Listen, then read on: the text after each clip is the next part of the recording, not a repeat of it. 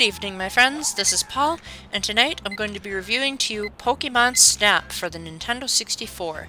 I thought new Pokemon Snap was a pretty decent experience. Definitely the most graphically show-stopping Pokemon game I've ever seen, if not one of the best-looking games on the Switch, period. So when Nintendo announced that they'd be bringing the original Pokemon Snap onto the Switch for the expansion pack, I thought, hey, you know what, I'm paying $50 a year to have Banjo-Kazooie on a handheld. I think this will be a nice bonus if I'm going to get it anyway. And I had a relatively decent time.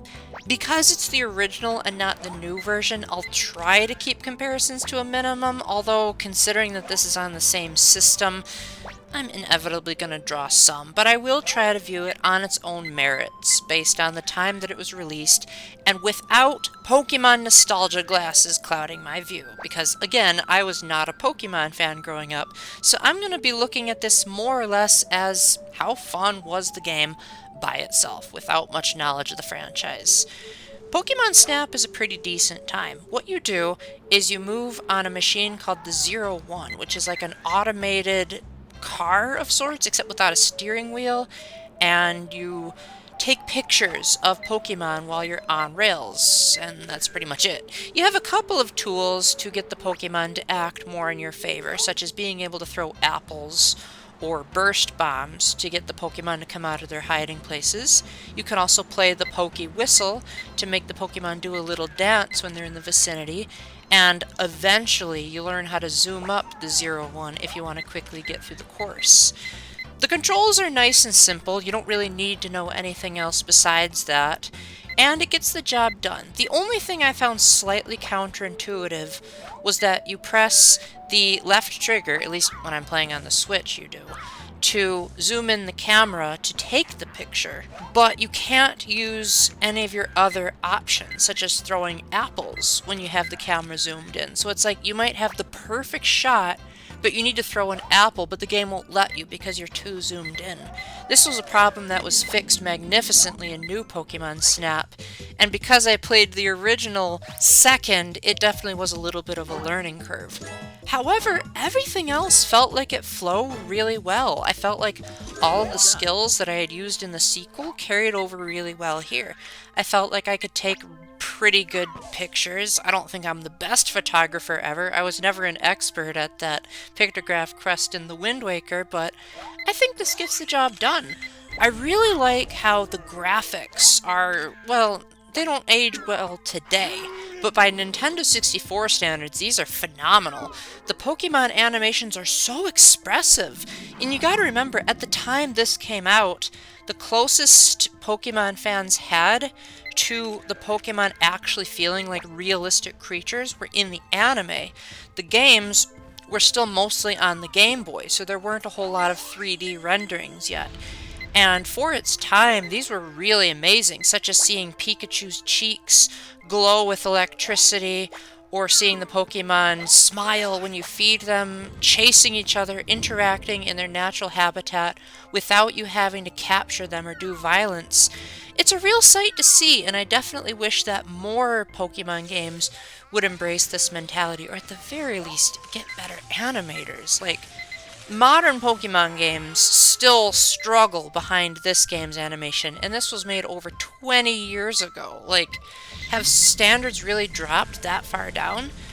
So after you finish with the course, then you turn in all of your pictures to Professor Oak, who will rate them based on the size, based on the pose, and the technique. A lot of times that basically boils down to, was it close? Was the Pokemon doing something fancy, like dancing or getting angry at you? And was it close to being in the center of the frame? And you get more points depending on which of those parameters you fill. Getting enough points usually allows you to progress in the story. Now, one big complaint I had about new Pokemon Snap was that sometimes it was vague about what you had to do to progress in the story. The original game, for some odd reason, handled it so much smoother 21 years ago.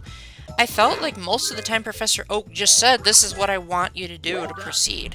Near the end, it did get a little bit grindy, like, do you really need all of this stuff? This feels so arbitrary to progression. But It only took me looking at the internet once, because at one point he asked me to take very specific pictures, and one of them involved quite the process to get it to work, but I felt like it was a worthwhile reward to get to the last course, which I will not be showing you guys. Pokemon Snap is a very short game, so you'll probably be able to beat it in a day if you know what you're doing. Probably in an afternoon if you really know what you're doing. But it's a very enjoyable experience while it lasts, and now that it's on the Switch, it's perfect for pick up and play games. You can save it wherever you want on the Switch, and you can create 4 save files, which is 3 more than what the original game gives you. For some reason, you only have 1 save, maybe because the graphics were so advanced that they didn't have enough horsepower to create additional save files. Gripes aside, Pokemon Snap is a pretty good game. It's not a masterpiece, it's not going to wow the world over with its technological prowess, but it has some of the best graphics and animations on the Nintendo 64, and it serves to be a nice relaxing photography simulator as long as you're not looking for anything else. Don't expect a grand story or a revolutionary Pokemon experience, but if you can look at it for what it is, it's pretty good. You'll probably like new Pokemon Snap a lot better, as it improves on this in just about every way, but you shouldn't ignore the OG game either, as it still has its own courses, its own Pokemon, in some cases its own mechanics, as sometimes you can get Pokemon to evolve mid-level, which didn't happen in the new game, so take them both if you can afford it.